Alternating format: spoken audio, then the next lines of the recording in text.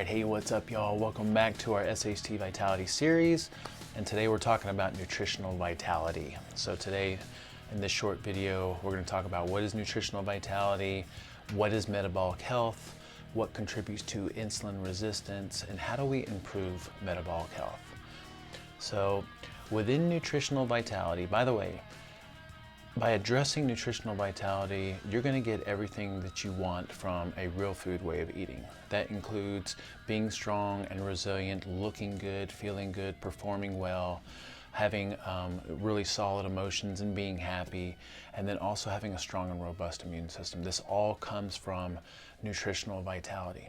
And we have three components of nutritional vitality. We have what is known as nutritional sufficiency, which is basically giving the body everything that it needs to contribute to all the structure and form and all the different functions inside the body. And then also, we want to maximize nutritional sufficiency. At the same time, we want to minimize toxicity because toxins damage cells and they're very nutrient depleting. And then we also want to focus on enhancing metabolic efficiency. And this is how we achieve nutritional vitalities with those three pillars. So let's talk a little bit about metabolic health, because metabolic health is extremely important. And if we can focus on the reason that we are even talking about nutritional vitalities, because it is specifically designed to give us metabolic health. So what is metabolic health? We hear that term thrown around a lot in the holistic health world. Metabolic health is basically the absence of metabolic syndrome. So then the question is, what is metabolic syndrome? So metabolic syndrome is a cluster of symptoms which includes being overweight or having a less than ideal body composition, having high blood sugar levels, being pre-diabetic or diabetic, having high blood pressure, having inflammatory markers, and having poor lipid numbers. And technically, if you have three or more of those symptoms, you are considered as having metabolic syndrome. But what we know from a functional perspective is that what contributes to metabolic syndrome, what contributes to all of these different symptoms, is insulin resistance. So what is insulin resistance? Insulin resistance is basically when the cells of the body become resistant to the signaling of insulin. And what does insulin do? Insulin is secreted, it has a lot of supportive and adjunct roles inside the body, but the main one that we're familiar with and that we're interested in here is every time we eat food, we secrete insulin, because insulin is an energy usage and energy storage hormone, and it's also a nutrient usage and storage hormone. So every time we eat some food, we're going to secrete some insulin.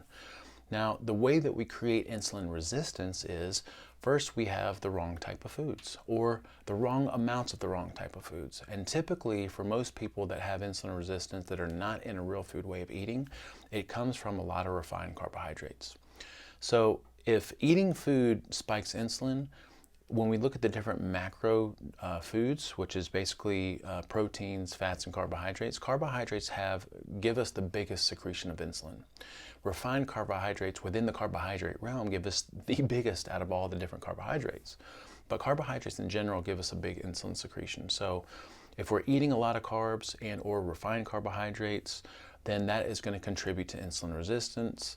And then if we combine that with eating a bunch of times throughout the day, so it kind of blows my mind that we still have people that believe this, but I think this is still the mainstream way of thinking, is that we need to eat more often throughout the day to keep our metabolism stoked and to burn more calories, which doesn't make any sense at all when you really understand it.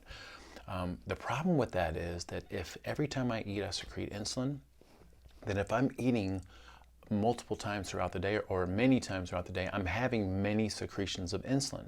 So if I have a carbohydrate-driven diet and then I'm eating 5 or 6 or 7 or 8 times a day, I'm not only having big spikes of insulin, I'm having frequent spikes of insulin.